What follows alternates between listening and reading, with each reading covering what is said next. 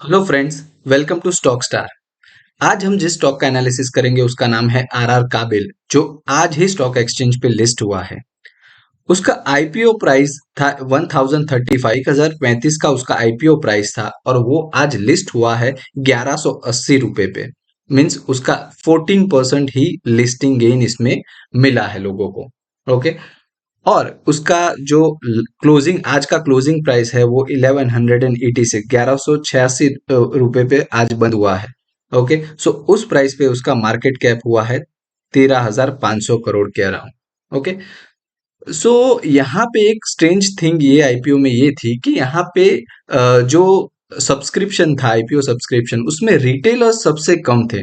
यहाँ पे रिटेलर्स का सब्सक्रिप्शन 2.69 टाइम्स ही था, जबकि क्यूआईबी क्वालिफाइड इंस्टीट्यूशनल इन्वेस्टर्स का सब्सक्रिप्शन 52 टाइम्स था और एचएनआई नॉन इंस्टीट्यूशनल इन्वेस्टर और एचएनआई का सब्सक्रिप्शन 12 टू 13 टाइम्स था। मीन्स जहाँ पे रिटेल कैटेगरी, ज्यादातर आईपीओ में ऐसा होता है, रिटेलर्स ज्यादा अप्लाई करते हैं और उसमें सब्सक्रिप्शन बहुत बढ़ जाता है, बट यहाँ पे रिटेलर सेंटिमेंटल कम था और क्यूआईबी एचएनआई का ज्यादा था।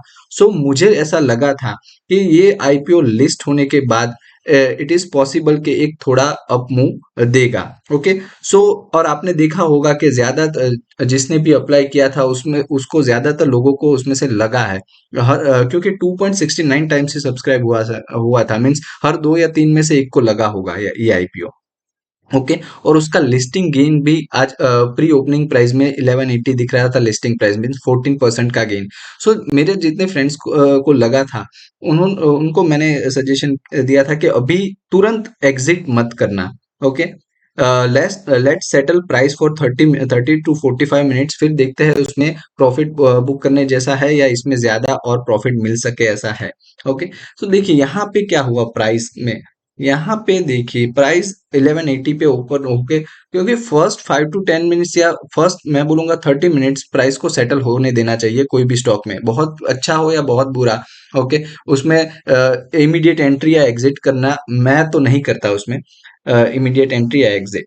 तो यहाँ पे देखो, यहाँ पे पहली 5 मिनट में एक दोजी जैसी कैंडल बन गई, मीन्स जितना बाइंग सेलिंग सबसे ज्यादा होना था यहाँ पे रिटेलर्स का सेलिंग जो वो हो गया। ओके, और यहाँ पे एक बल्क डील आज हुई है वो बताना रह गया। 2 मिलियन शेयर्स, 20 लाख शेयर्स 1180 के रुपए के प्राइस में एक नॉर्जिस बैंक ने बाई किए हैं, मीन्स 236 करोड़ का इन्वेस्टमेंट यहाँ पे आज एक बल्क डील में यहाँ पे आज के दिन में किया है।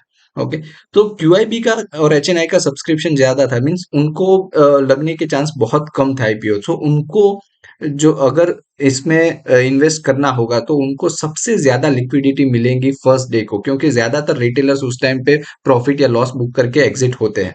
तो ज्यादातर जो भी बड़े इन्वेस्टर है वो फर्स्ट डे पे उनका जो पोजीशन बनानी है वो बना देते हैं।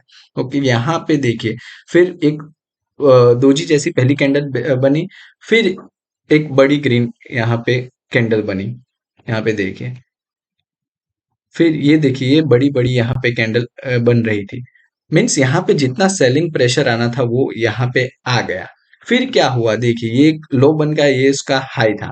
यहाँ पे इतनी बड़ी बड़ी पहले कैंडल बन रही थी, आफ्टर 30 मिनट्स मीन 10:30 के बाद देखिए ये प्राइस अभी सेटल हो गई। यहाँ पे ये पहले बड़ी बन रही थी, उस हिसाब से यहाँ पे उसके कंपैरिजन में बहुत छोटी कैंडल बनने लगी। सो मुझे लगा था कि अब ये प्राइस थोड़ा ऊपर खींचेंगे यहाँ से। सो यहाँ पे मैंने एक ट्रेड भी इनिशिएट किया था, इंट्राडे ट्रेड, वो मैं आपको बताता हूँ। देखिए यहाँ पे छोटी छोटी कैंडल बनी, फिर एक सडन ये बड़ी कैंडल बनी हुआ है। फिर मैं श्योर हो गया कि अब ये प्राइस ऊपर ले जाएंगे यहाँ से, और उसके बाद फॉलो अप बाइंग देखिए, यहाँ पे इतनी बड़ी ग्रीन कैंडल्स बनने लगे, मींस अभी ये प्राइस को ऊपर ले जाने वाले हैं। ओके, फिर ये नियर बाय हाई प्राइस आया और यहाँ से एक छोटा सा पुल बैक आया और फिर यहाँ पे फिर कंसोलिडेट हुआ।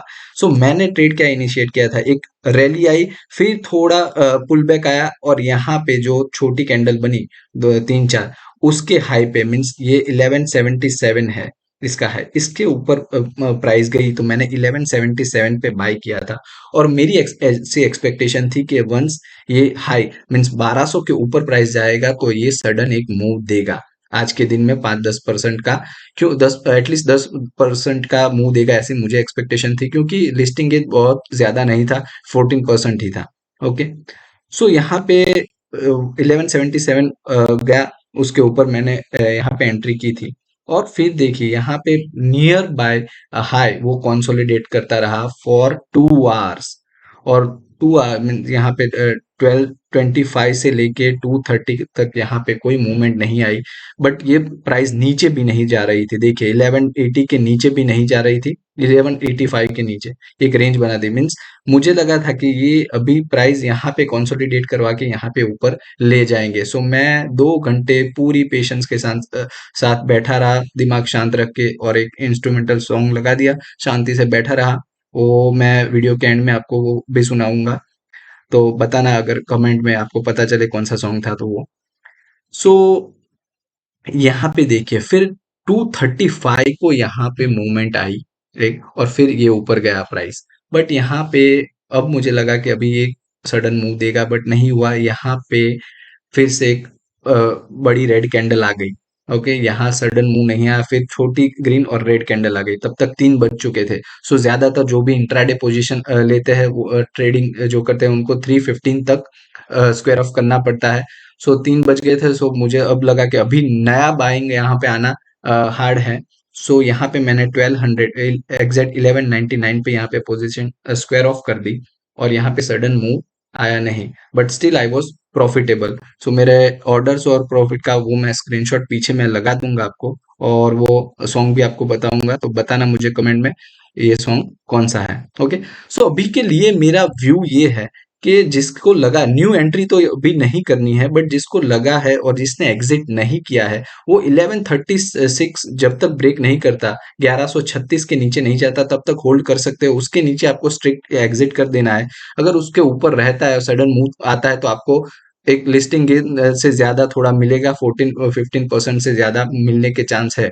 बट न्यू एंट्री नहीं करनी है, जिसने होल्ड किया है वो होल्ड कर सकते हैं। कब तक? 1136 तक। उसके नीचे जाए तो आप एग्जिट कर दो, क्योंकि उसके नीचे कितना जाएगा फेयर प्राइस आपको पता नहीं चलेगा। सो अपने ये आईपीओ में खाली 8-10% ही गेन मिला था, ऐसा समझ के यहाँ पे एग्जिट कर सकते हैं। भाव टू भाव थोड़ा तो प्रॉफिट मिलेगा, क्योंकि फिर नीचे गया और होल्ड करके रखे तो जो प्रॉफिट था वो भी जाएगा, और लॉस होने का चांसेस ज्यादा है।